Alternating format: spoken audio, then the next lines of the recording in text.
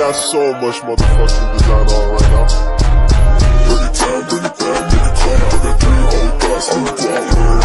Bitches on my line, and you know. Bismillahirrahmanirrahim. Assalamualaikum warahmatullahi wabarakatuh. Perkenalkan, nama saya Yeni Mersyanda Syam dengan NIM 2204075010096, kelas M221 jurusan Pendidikan Guru Sekolah Dasar Fakultas Ilmu Pendidikan Universitas Negeri Makassar. Langsung saja, di sini saya akan membuat video review evaluasi pembelajaran yang telah dilakukan selama 6 pertemuan bersama dengan praktisi, yaitu Ibu Tisyatus Febida SPD. Video kali ini untuk memenuhi tugas ujian akhir semester mata kuliah evaluasi pembelajaran di SD dengan dosen pengampu Dr. Faida Yusuf SPD MPD. Langsung saja, pada pertemuan ke-9 atau pertemuan pertama bersama dosen praktisi, pada pertemuan ini membahas tentang asesmen, mengenal asesmen, pengukuran, dan evaluasi. Jadi, asesmen adalah kegiatan mengumpulkan, menganalisis, dan menginterpretasi data atau informasi tentang peserta didik dan lingkungannya. Mengenai tentang pengukuran, jadi pengukuran adalah kegiatan atau upaya yang dilakukan untuk memberikan angka-angka pada suatu gejala peristiwa atau benda, sehingga hasil pengukuran akan selalu berupa angka.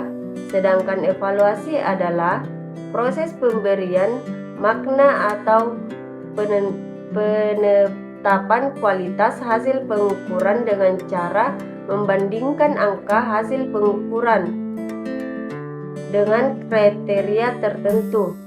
Jadi, pada pertemuan kedua bersama dengan Ibu praktisi membahas tentang menyusun instrumen non-tes. Non-tes adalah cara menilai hasil belajar peserta didik yang dilakukan tanpa menguji peserta didik, tetapi dengan melakukan pengamatan secara sistematis. Teknik evaluasi non-tes berarti melakukan penilaian dengan baik menggunakan tes. Umumnya digunakan untuk menilai kepribadian anak secara menyeluruh, meliputi sikap tingkah laku, sikap sosial, dan sebagainya. Jadi bentuk dari non-tes terbagi menjadi 5. Yang pertama ada observasi, yang kedua kinerja, nah yang ketiga itu proyek penugasan dan portofolio. Sedangkan asesmen terbagi menjadi 2. Yang pertama ada asesmen sumatif dan yang kedua asesmen formatif. Nah, untuk pertemuan ketiga membahas mengenai menganalisis validitas dan reliabilitas instrumen non-tes. Validitas berasal dari kata validity yang memiliki arti ketetapan, dan kecermatan valid atau sahih bila alat ukur itu benar-benar mengukur apa yang hendak diukur. Contoh, meteran digunakan untuk mengukur panjang, timbangan digunakan untuk mengukur berat.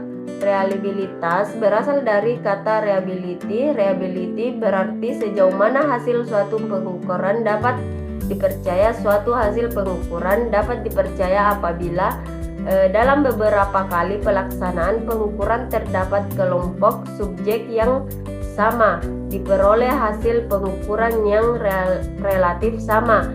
Jadi intinya hubungan validitas dan reliabilitas. Nah, validitas itu jadi intinya hubungan validitas dan reliabilitas. Validitas itu kesesuaian antara komponen dengan kenyataan, sedangkan reliabilitas adalah kesesuaian hasil-hasil dari pengukuran. Selanjutnya, pada pertemuan keempat bersama dengan Ibu praktisi membahas mengenai tentang penilaian efektif. Jadi, penilaian efektif yang sering diabaikan dalam praktik pembelajaran merupakan salah satu bagian yang sangat mungkin hilang dalam reformasi pendidikan. Penilaian efektif ini juga erat kaitannya dengan sikap dan minat yang dimiliki oleh peserta didik. Misalnya, sikap percaya diri, tanggung jawab, sopan santun, disiplin, jujur, bekerja keras, dan lain sebagainya. Pada pertemuan kelima ini membahas tentang psikomotor. Jadi, karakteristik psikomotor yang pertama, psikomotorik menurut KBBI berhubungan dengan aktivitas fisik yang berkaitan dengan proses mental dan psikologi. Selanjutnya, itu ranah psikomotorik adalah ranah yang sangat berkaitan dengan keterampilan atau skill setelah seseorang menerima pengalaman belajar tertentu. Psikomotor berhubungan dengan hasil belajar yang pencapaiannya melalui keterampilan atau skill sebagai hasil pencapaian tercapainya kompetensi pengetahuan.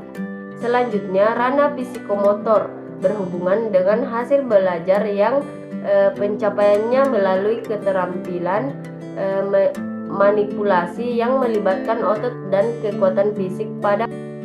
Pada pertemuan terakhir ini bersama dengan Ibu praktisi membahas mengenai tentang penilaian autentik.